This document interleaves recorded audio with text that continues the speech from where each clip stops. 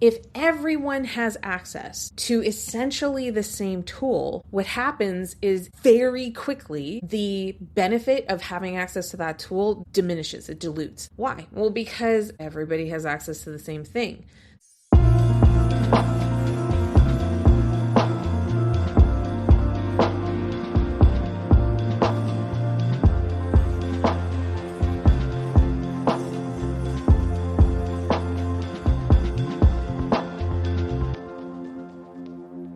Hey, Amanda here, and in this episode, we're going to be talking about what is the talk of the town in the expert space online, and that is, of course, AI.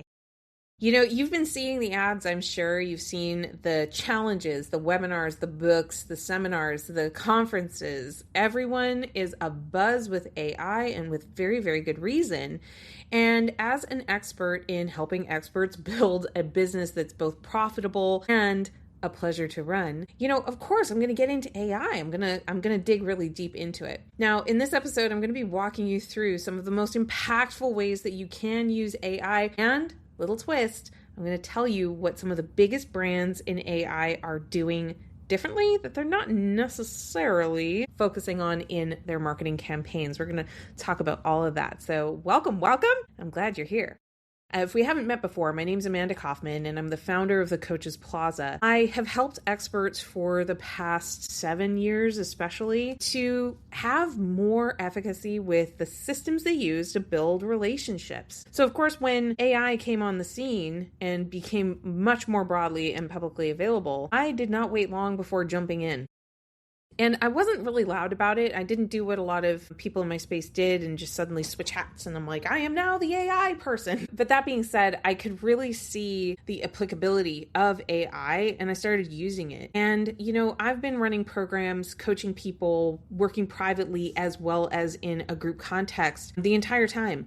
And it's been so interesting to me to see how my clients have adopted AI themselves. And I would say that generally the uptake was kind of slow at first, and then all of a sudden it was like everybody was using it. And what's really kind of cool is it's improved their traction considerably. Because instead of coming to calls and kind of sitting back and, you know, hoping to maybe glean something off of somebody else's question, my clients are often using AI to help formulate their questions and challenges. And I'm seeing a marked improvement in the speed of the learning when it comes to building a really profitable lifestyle business. So like, I'm genuinely excited about how AI is taking a lot of the things that were previously hard, previously major obstacles, and clearing the way for a lot of experts. Now, this is not going to be another one of those episodes where you hear all the tips and tricks of like your favorite things. P.S. My favorite AI right now is definitely Claude. I also am kind of loving Gemini inside of the Google Workspace for any expert business owner. Holy cow. Both of those have saved me an immense amount of time. And I kind of love Gamma for doing, you know, slide presentations and things like that. AI is showing up in a lot of places, whether you are selecting it or not. And I think that's really increasing the adoption of it. But what I really want to focus on today is what are some of the things that the gurus that are running the AI summits might not be including in their marketing. And the reason I want to bring it up is because there's using AI, there's adopting AI, and then there is changing the results of what you're creating in your business. And they are different. I recently had a group coaching call where we were talking about this very subject. And the thing I pointed out is that if everyone has access to essentially the same tool, what happens is very quickly the benefit of having access to that tool diminishes, it dilutes. Why? Well, because everybody has access to the same thing.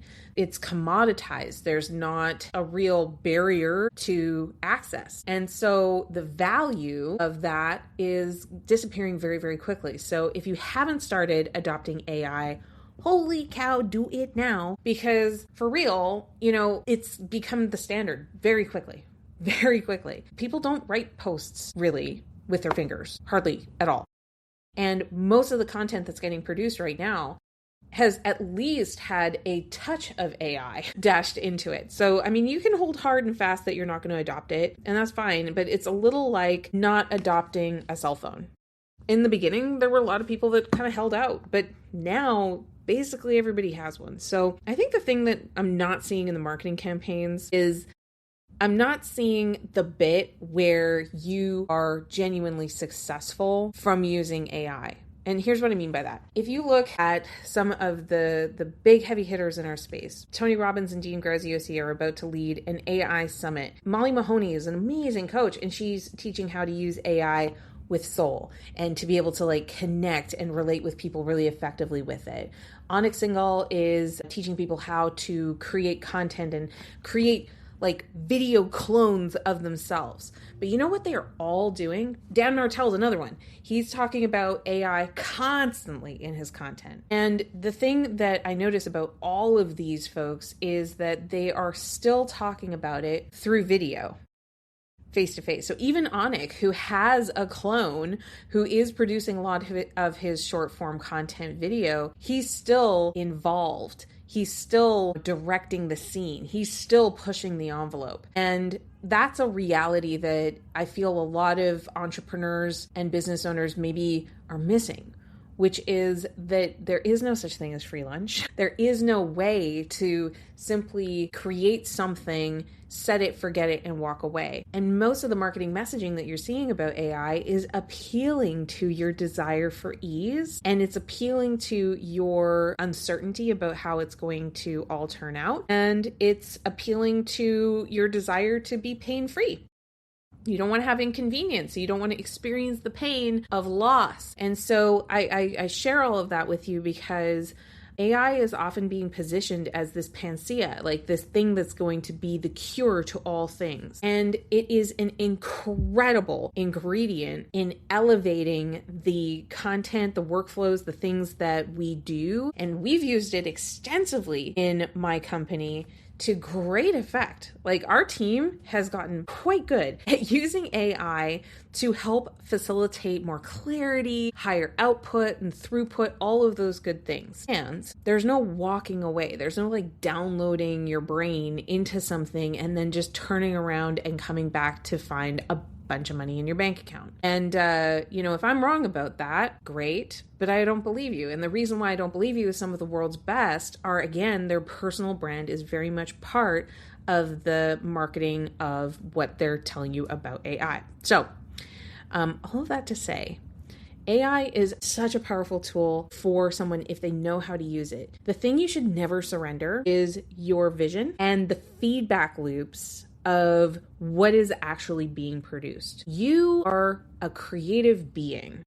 And what I told my coaching clients today in our session is that we think that people prefer perfection. And I mean, I've been on social media too. I know that people will have criticism for the smallest of your imperfections. But I have this theory that it's actually the imperfections or the flaws or the weirdness or the quirkiness that causes people to form connection with you. So I'll give you an example. I'm just thinking about like a podcast that I saw recently with Mel Robbins and Seth Godin. Well, if you've ever seen Seth Godin, he shaves his head bald and he always has super colorful, quirky glasses. Mel Robbins, she always has her hair blonde and kind of down a little tasseled, and she often is wearing her thick black frames. Are things that are unique representations of their brand. And I think like if you go a level deeper into the things that they talk about, the things that they agree upon, disagree about, all those little quirks, all those little differences are what help us tell the difference between the two people. And you probably have an affinity or a likingness of one versus the other. And it's probably going to be the person who reminds you of yourself the most that you're going to feel the most gravitation towards. But the way that you're able to make that discernment of the distinction is going to be the imperfections, the things that are not standard, not the average. And so if you want to be really successful as a coach and an entrepreneur, it's so important that you're able to disrupt the flow. And a lot of people that are learning how to market, they're learning how to use AI, they are using really minimal prompts. They're just like, write me a post about XYZ. Or they maybe even do a big brain dump out of what they want to say, and then AI cleans it up. But what's usually missing is a feedback loop of publishing the content and then looking back and saying like, hey, how did this content perform? And if you don't have that feedback loop, AI is going to assume that you are happy with just whatever is published. But again, without very much configuration about what's being published, a lot of content is looking starkly similar to each other. And if everybody looks same, and we're just this big glob of sameness in the expert space, well, what's to say someone's going to choose you to build a relationship with? So all of this to say, yes, use your AI to speed up your writing. Absolutely use AI to take your original intellectual property ideas and repurpose and reconfigure and reshare and re-optimize. For sure. Like do that. But be the one that conceives of the ideas.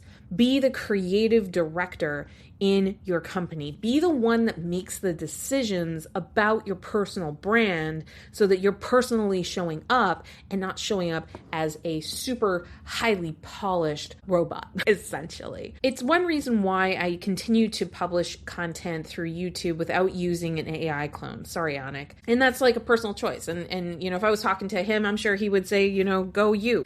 For other people, the clone is going to be potentially a game changer because they're not going to have to overcome the jitters of being on camera. They're never going to have to really learn exactly how to do it. But the thing is if you don't learn exactly how excellence works, you're going to be stuck in this kind of medium zone of performance. It's going to be the people who are obsessive about the data of what it is that they are producing and how it performs, married with the personal growth, the personal expression, the personal brand that are, in my opinion, going to explode. And we're already seeing it.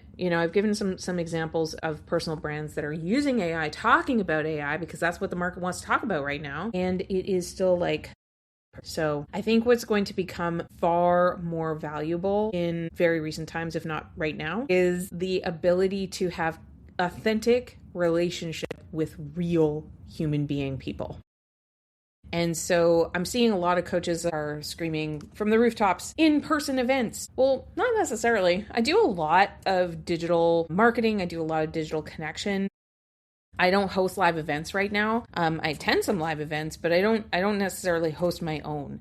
And something I see a lot of coaches potentially falling into is thinking that your success is going to be like really far on the other side of making big risky moves, of hosting something super live when you don't necessarily have the foundations in place to benefit from it. And then the market's kind of like these 5-year-olds chasing this soccer ball. And so right now the soccer ball in the expert space is host live events. And another soccer ball is like build your AI clones. Definitely use it to speed your work up. Do not use it to replace your human touch and connection. Stay in the driver's seat, y'all. I think that it's a very exciting time to be alive. And I am so excited about the productivity unlock that a lot of us get to experience because we have tools like AI on our side. But remember, it's your heart to serve, and it's your desire to curate a experience that allows for change that drives all of us. We're all here to help to facilitate. So some of us are going to do it through building, our own custom AI tools. Some of us are going to do it through the workshops, like I was saying. Some of us are going to do it through group programs and memberships and live experience that way. Create, test, review, relaunch, keep going, and just keep learning. All right, my friend, thank you so much for joining me for this wee little rant, and we will see you again very soon. And don't forget, if you haven't reached out about the Experts Network, if you'd like to have real live interactive conversations about things just like this, make sure that you DM me the word expert at the Amanda Kaufman on Instagram, and I will send you some details about the Experts Network, and you can decide if that is going to be a great fit for you. All right, I'll put a link in the show notes too. Okay, that's what I have. We'll see you soon.